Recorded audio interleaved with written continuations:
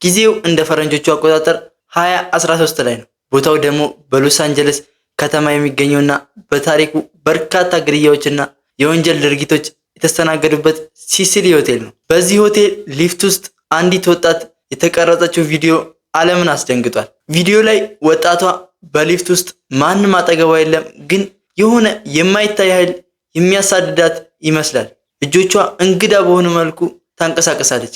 ከሊፍቱ ትወጣለች፣ ትደበቃለች። ከዛ በኋላ ግን እች ልጅ ማንም በህይወት አላያትም። ከቀናት በኋላ የተገኘችበት ቦታ ግን ሰይጣናዊና ፍጹም የማይታመን ነበር። ይቺ ልጅ ማን ናት? ታሪካችን የሚጀምረው ኤሊስ ላም የተባለች የ21 ዓመት ሴት እያሳየን ነው። ኤሊስ ካናዳዊት የተባለ ዩኒቨርሲቲ ውስጥ ተማሪ ናት። ኤሊስ በህይወቷ በጣም ደስተኛ ናት። የሆነ አላ ዝም ብሏ ስታዩት ሁሌ ደስተኛ የሆነ ሰው የለም። ቢከፋውም ቢያዝንም ሁሌ ደስተኛ የሆነ ሰው የለም።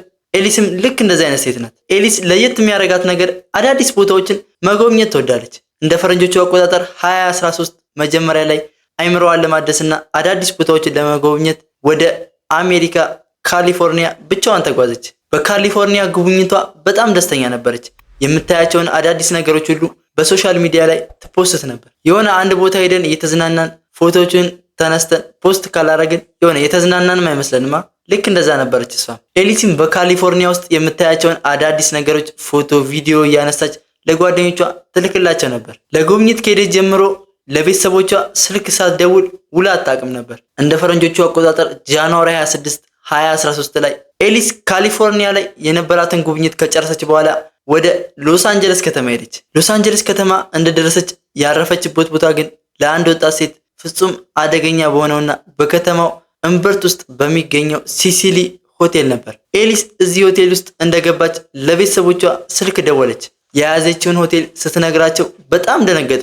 ቤተሰቦቿ የያዘችውን ሆቴል ለቃ ሌላ ሆቴል እንድትይዝ ነገሯት። ኤሊስ ግን ቤተሰቦቿ ያሏትን ነገር ችላ ብላ እዛ ሆቴል ውስጥ ለመቆየት ትወስናለች። ይሄ ሲሲሊ ሆቴል ተራ ማረፊያ ብቻ አልነበረም። ስለ ሲሲሊ ሆቴል አንዳንድ ነገር ልንገራችሁ። ሲሲሊ ሆቴል ከተገነባ ጀምሮ የበርካታ ወንጀለኞች፣ ትላልቅ ነፍሰ ገዳዮች መደበቂያ ነበር። አንዳንድ ሰዎች እንደሚናገሩት ከሆነ ሆቴል ውስጥ የሆነ እርኩስ መንፈስ አለ ይላሉ። እዚህ ሆቴል ውስጥ ናይት ስቶከር እየተባለ የሚጠራው ጨካኙ ሪቻርድ ራሚሬዝ በዚህ ሆቴል ውስጥ ለወራት ሰዎችን ይገድል ነበር። በዚህ ሆቴል ውስጥ ከ10 በላይ የሚቆጠሩ ሰዎች ራሳቸውን አጥፍተዋል። አንዳንዶች ተገለዋል።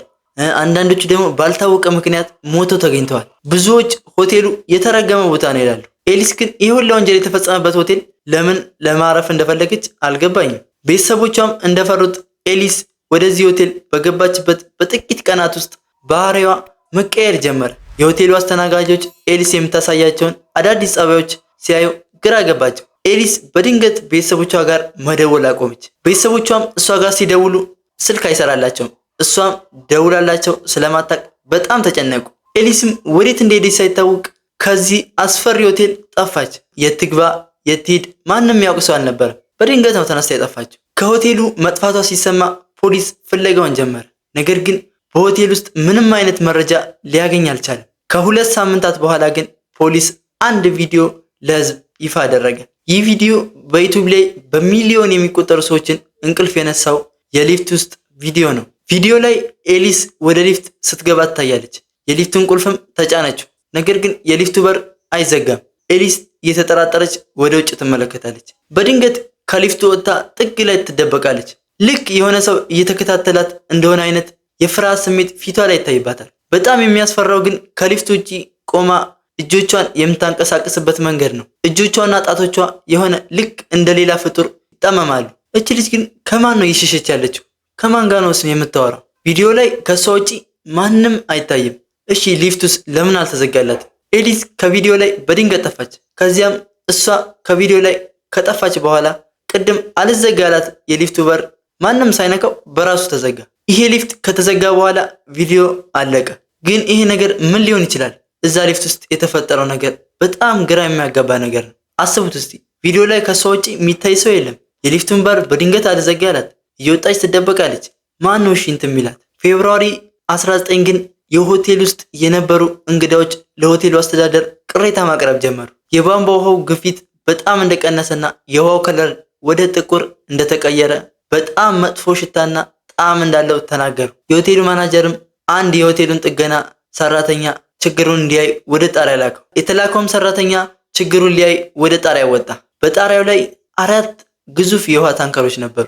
ሰራተኛው ወደ አንደኛው ታንከር ተጠግቶ ክዳኑን ከፈተው። በውስጡ የተመለከተው ነገር ግን በጣም ዘግናኝ ነበር። ያቺ ለቀናት ጠፍታ ስትፈለግ የነበረችው የኤሊስ አስክሬን በውሃው ታንከር ውስጥ ተንሳፎ አየ።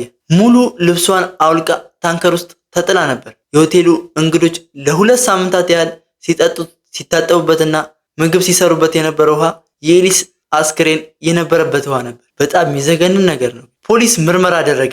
ነገር ግን የኤሊስ አሟሟት ምርመራ የበለጠ ጥያቄዎችን ወለደ እንጂ መልስ አልተገኘለትም። የታንከሩ ቁመት ከ3 ሜትር በላይ ነው። በዚያ ላይ ክዳኑ በጣም ከባድና አንድ ሰው ብቻውን ሊከፍተው የማይችለው ነው። ኤሊስ እንዴት ብቻዋን እዛ ውስጥ ልትገባ ቻለች? ከገባችስ በኋላስ ክዳኑን ከውጪ የዘጋው ማን ነው? ወደ ጣሪያው የሚወስዱት በሮች በሙሉ በቁልፍ የተዘጉ ናቸው። ያለ ቁልፍ ማንም ሰው በሮችን ሊከፍት ቢሞክር የሚጮህ አላርሞች አሉት። ታዲያ ግን ኤሊስ ያንን አላርም ሳታስጮህ እንዴት ጣሪያው ላይ ልትወጣ ቻለች የሚለው ጥያቄ መልስ ሊገኝለት አልቻለም። ፖሊስ በመጨረሻም የሞቷን ምክንያት በድንገተኛ አደጋ በውሃ ውስጥ መስመጥ ብሎ ፋይሉን ዘጋው። ነገር ግን ፖሊሶቹ የሰጡት መልስ ከነገሩ ጋር ጭራሽ አይገናኝም። ግን በዚያች ምሽት በሲሲሊ ሆቴል ውስጥ የተደበቀ እርኩስ መንፈስ ነበር ወይስ ከቪዲዮ በስተጀርባ የተደበቀ እውነተኛ ገዳይ? የኤሊስ ታሪክ እስካሁን ድረስ በዓለማችን ላይ ከተመዘገቡት እጅግ ሚስጥራዊ ወንጀል ታሪኮች አንዱ ሆኗል። እናንተስ ምን ታስባላችሁ? ኤሊስን ያጠፋት እውነተኛ ገዳይ ነው ወይስ በሲሲሊ ሆቴል ውስጥ የተደበቀው እርኩስ መንፈስ?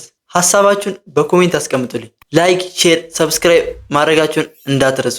በሚቀጥለው ቪዲዮ እስከምንገናኝ ሰላም ቆዩ።